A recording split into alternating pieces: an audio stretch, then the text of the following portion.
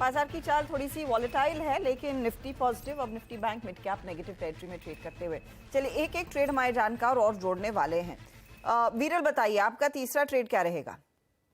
मेरा Indus tower रहेगा। उसमें ओके। भी हम देख सकते हैं कि ऊपर से हमें काफी गिरावट देखने मिली है। अभी नीचे में उनके जो प्रीवियस बॉटम्स है वहां ही सपोर्ट ले रहा है। आज पुल बैक भी अच्छा खासा दिया है हमें, ऑलमोस्ट 1.25 से 2% जितना प्लस चल रहा है। तो लग रहा है यहाँ से पुल बैक अपने को अच्छी खासी मिलनी चाहिए और ऊपर में फिर से अपने को 192 के आसपास का लेवल देखने मिल सकते हैं। तो 171 पे बाय करने की सलाह रहेगी। 165 का स्टॉप लॉस रहेगा और ऊपर में 192 के लेवल्स रहेंगे। 192 का टारगेट, 165 का आपका है स्टॉप लॉस। समित, आपका तीसरा ट्रेड?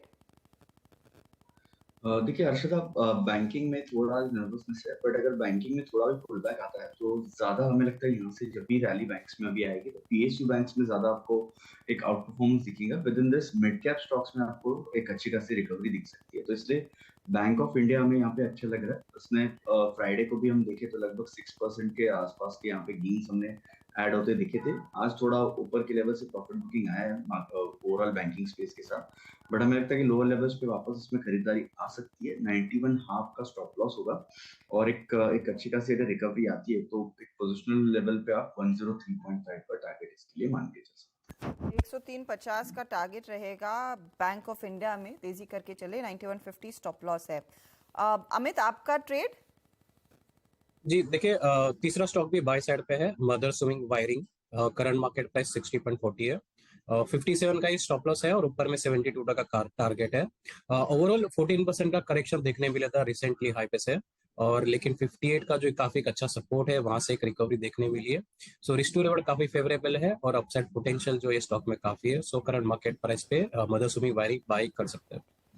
ओके, तो 72 का एक टारगेट आपका और स्टॉप लॉस 57 का रहेगा। ये है मदरसन वायरिंग पर एक ट्रेड। चलिए वो सारे ट्रेड्स आपके सामने मैं फटाफट से लेकर आ रही हूँ। देखते हैं यहाँ पर कितने रिटर्न्स बनते हुए दिखाई देंगे। वीरल के साथ शुरुआत करते हैं। वीरल ने इनफैक्ट जेके सीमेंट पहला ट्रेड लिया, 3250 टारगेट है, 3050 स्टॉप लॉस।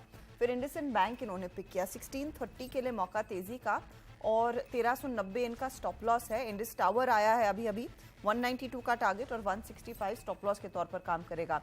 रिटर्न्स देखिए इस घंटे क्या बन रहे हैं, तो 0.13% जोड़ रहा है इंडसइंड बैंक।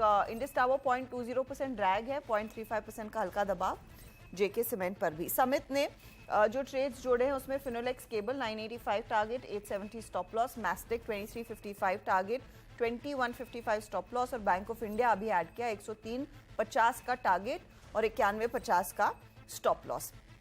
फिनोलेक्स आधा % नीचे है लेकिन मैस्टिक 0.8% जोड़ रहा है। बैंक ऑफ इंडिया भी इस समय हल्के से मुनाफा वसूली का ज्यादा दबाव डालता हुआ 0.31% तक का प्रेशर उधर देखने को मिल रहा है। अब आते हैं अमित के पोर्टफोलियो पर। PNB 85 target, 70 stop loss, Aptus Value 310 target, 280 stop loss, Motherson Wiring 72 target, 57 stop loss. ये फिलहाल आपके लिए तेजी के ट्रेड्स बनते हुए दिखाई दिए हैं।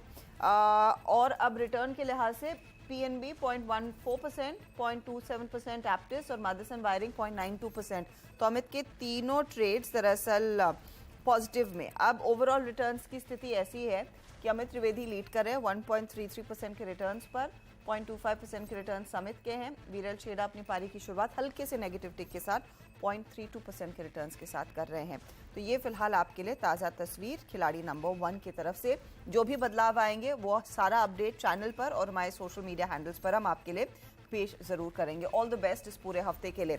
इस बीच जी एंटरटेनमेंट का स्टॉक आपकी स्क्रीन पर लेकर आएंगे। यहाँ पर जो अपडेट आया है कि सैट ने सेबी का ऑर्डर जी एंटरप्राइजेस के पुनीत गोयनका के साइफनिंग फंड केस में अलग रखा है। सेबी ने, आपको याद होगा, पुनीत गोयनका पर पाबंदी लगाई थी कि वो जी ग्रुप कंपनियों में किसी भी मैनेजरियल पद या डायरेक्टर पद पर नहीं रहेंगे और उस दरअसल ऑर्डर को सिरे से सैट ने फिलहाल खारिज कर दिया है। तो पुनीत गोयनका को एक बड़ी राहत मिलती हुई सैट से। आपको याद होगा ये मामला इनफैक्ट काफी लंबा चला है। सैट से इनको राहत मिली है। कंपनी में पद संभालने के आदेश पर रोक जो लगाई थी सेबी ने, वो सैट ने उसको हटा दी है, रोक हटा दी है या फिर राहत दी है। स्टॉक आपके सामने स्पाइक करता हुआ 250 रुपए के ऊपर 2% के गेन्स। अब इस मामले के बाद मेरे ख्याल में वो जो मर्जर होना है सोनी के साथ, उसमें कुछ और तेजी उस मैटर में बनती हुई दिखाई दे सकती है, लेकिन एक बड़ी राहत पुनीत गोयनका एंड फैमिली के लिए यहाँ पर उभर कर आ रही है। चलिए लेंगे एक ब्रेक के बाद कमोडिटी मार्केट का एक्शन आपकी स्क्रीन पर लेकर आएंगे। आप बने रहें CNBC आवाज के साथ।